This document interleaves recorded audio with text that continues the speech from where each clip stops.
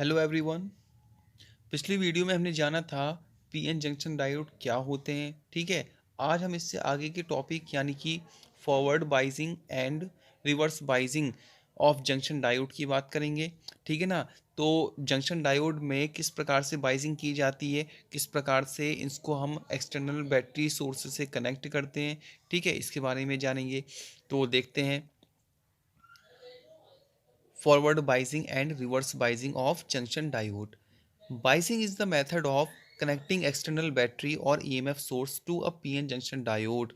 जो बाइजिंग है वो क्या होता है आपका कि किसी पीएन जंक्शन डायोड को किसी एक्सटर्नल बैटरी या ईएमएफ सोर्स से जोड़ने को हम क्या कहते हैं, बाइसिंग बोलते हैं। ठीक है, the junction diode can be connected to an external battery in two ways called forward biasing and reverse biasing. हम किसी भी एक्सटर्नल बैटरी या ईएमएफ सोर्स को पीएन डायोड से दो तरीके से जोड़ सकते हैं, जिसको हम कहते हैं आपका फॉरवर्ड बाइजिंग और रिवर्स बाइजिंग। ठीक है, तो सबसे पहले बात करते हैं हम फॉरवर्ड बाइजिंग की। फॉरवर्ड बाइजिंग क्या होता है, देखें। A junction diode is said to be forward biased when the positive terminal of the external battery is connected to the p side and negative terminal to the n side of the diode।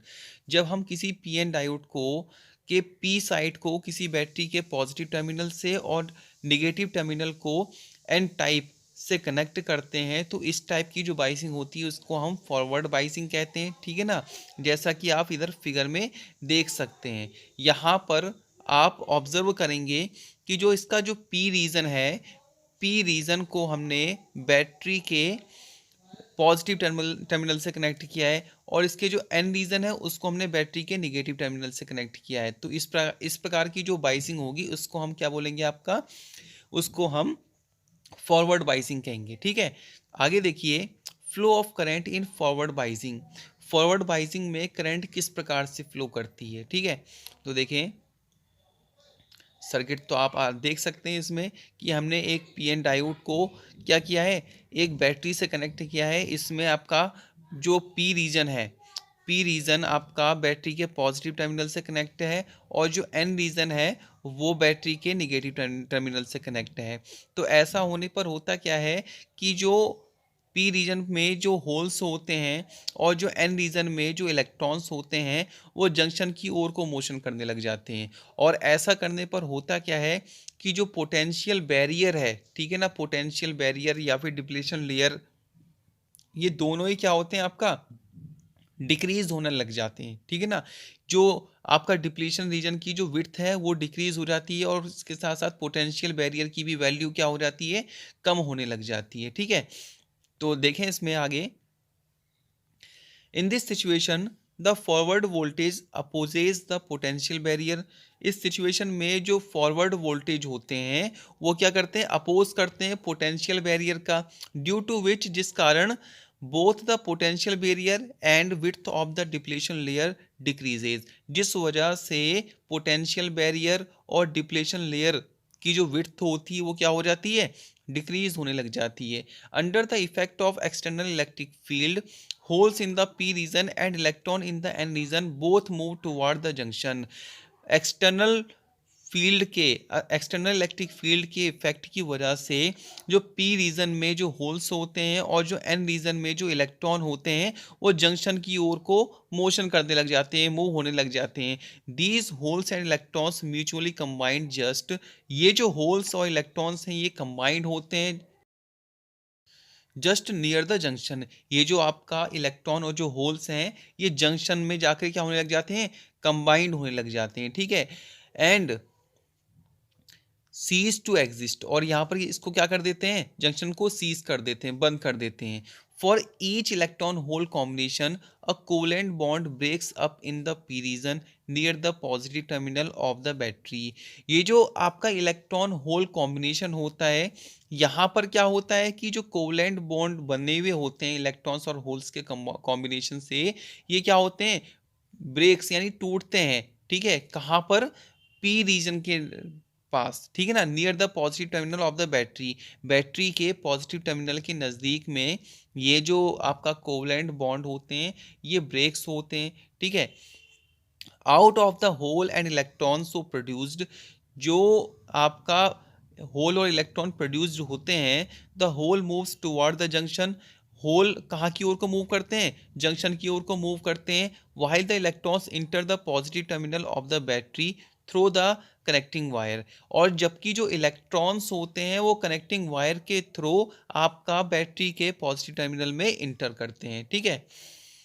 Just at this moment an electron is released from the negative terminal of the battery, ठीक इसी क्षण एक electron जो है आपका battery के negative terminal से release होता है, विच इंटर द एन रीजन, और जो कहाँ इंटर करता है, एन रीजन में इंटर करता है, to replace the electron lost by combining with a hole, और क्या करता है, रिप्लेस करता है एक इलेक्ट्रॉन को lost by combining with a hole, जो किसके साथ कंबाइंड हुआ होता है, जो आपका होल के साथ कंबाइंड हुआ होता है, उस इलेक्ट्रॉन को क्या करता है, रिप्लेस करता है एट द जंक्शन, जंक्शन से।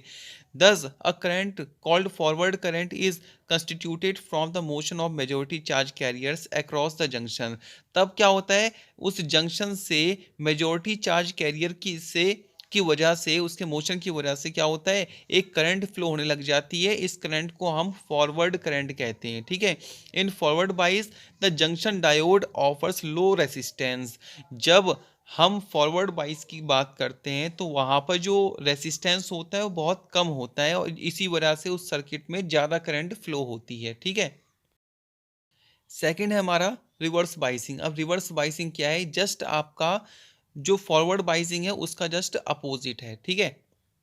इसमें क्या होता है कि जो पीएन डायोड हमारे पास है, इसके पी रीजन को हम बैटरी के निगेटिव टर्मिनल के साथ कनेक्ट करते हैं, और जबकि एन रीजन को हम बैटरी के पॉजिटिव टर्मिनल के साथ कनेक्ट करते हैं। तो इस टाइप की जो बाइसिंग होती है उसको हम क्या बोलते हैं, आपका रिवर्स बाइसिंग कहते हैं, ठीक है। तो इसमें देखें, in this situation the reverse voltage supports the potential barrier, यहाँ पर क्या होता है कि इस सिचुएशन में जो आपका रिवर्स वोल्टेज है वो पोटेंशियल बैरियर को सपोर्ट करता है, due to which both the potential barrier and width of the depletion layer increases, जिस वजह से जो पोटेंशियल बैरियर होता है और जो डिप्लेशन लेयर की विड्थ होती है दोनों ही इंक्रीज हो जाती है, बढ़ जाती हैं। Under the action of external electric field, holes in the p region and electrons in the n region are pushed away from the junction, कि जब हम एक्सटर्नल इलेक्ट्रिक फील्ड देते हैं उस सर्किट में, तो जो पी रीजन में जो होल्स होते हैं और जो एन रीजन में इलेक्ट्रॉन्स होते हैं वो जंक्शन से क्या हो जाते हैं, दूर होने लग जाते हैं, ठीक है। That is they can not be combined at the junction, ये जो है आपका जंक्शन में कंबाइंड नहीं होते हैं, जो इलेक्ट्रॉन्स और जो होल्स हैं। आप हमने पहले देखा फॉरवर्ड बाइजिंग में क्या हो रहे थे, कंबाइंड हो रहे थे जंक्शन में, वहां पर आके मिल रहे थे, लेकिन यहाँ पर क्या हो रहा है, ये दूर दूर हो जा रहे हैं, ठीक है ना। So there is almost no flow of current due to majority charge carrier, जिस वजह से मेजोरिटी चार्ज कैरियर की वजह से उस सर्किट में कुछ भी करंट फ्लो नहीं होती है, ठीक है ना। आगे देखें, however a very small current due to minority charge carriers flows across the junction, जबकि आपका जो माइनॉरिटी चार्ज कैरियर्स हैं उसके फ्लो की वजह से बहुत कम अमाउंट में इसमें करंट फ्लो होती है, और इस करंट को हम क्या कहते हैं, रिवर्स करंट बोलते हैं, ठीक है ना।